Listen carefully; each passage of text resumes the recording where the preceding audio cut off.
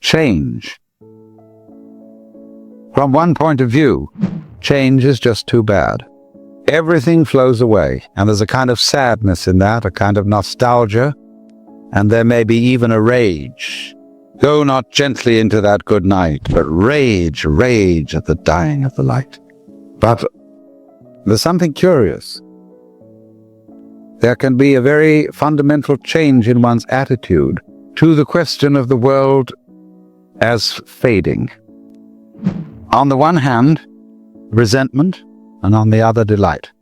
If you resist change, of course you must to some extent. When you meet another person, you don't want to be thoroughly rejected, but you love to feel a little resistance.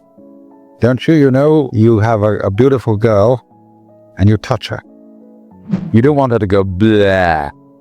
A little bit of resistance, you see, is great. So there must always be resistance in change, otherwise there couldn't be even change. The world would go, and that'd be the end of it. But because there's always some resistance to change, there is a wonderful manifestation of form. There is a dance of life. But the human mind, as distinct from most animal minds, is terribly aware of time. And so we think a great deal about the future. And we know that every visible form is going to disappear and be replaced by so-called others.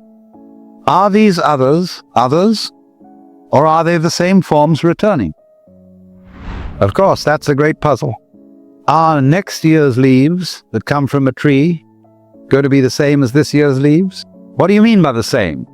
They'll be the same shape, they'll have the same botanical characteristics, but you'll be able to pick up a shriveled leaf from last autumn and say, look at the difference. This is last year's leaf, this is this year's leaf. And in that sense, they're not the same. What happens when any great musician plays a certain piece of music? He plays it today, and then he plays it again tomorrow. Is it the same piece of music, or is it another?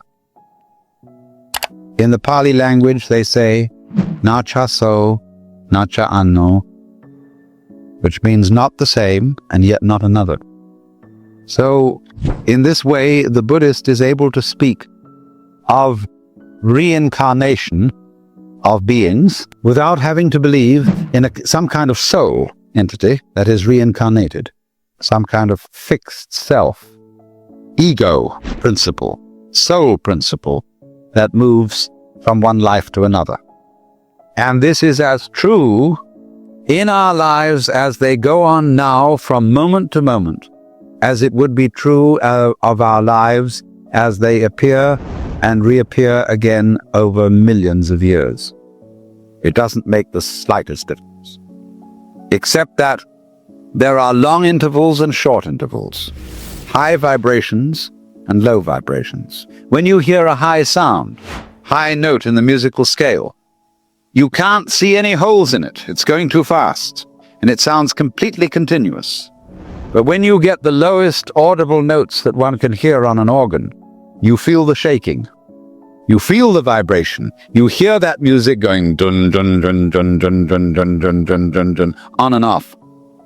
So in the same way, as we live now from day to day, we experience ourselves living at a high rate of vibration, and we appear to be continuous, although there is the rhythm of waking and sleeping. But the rhythm that runs from generation to generation and from life to life is much slower, and so we notice the gaps. We don't notice the gaps when the rhythm is fast. So we are living, as it were, on many, many levels of rhythm. This is the nature of change.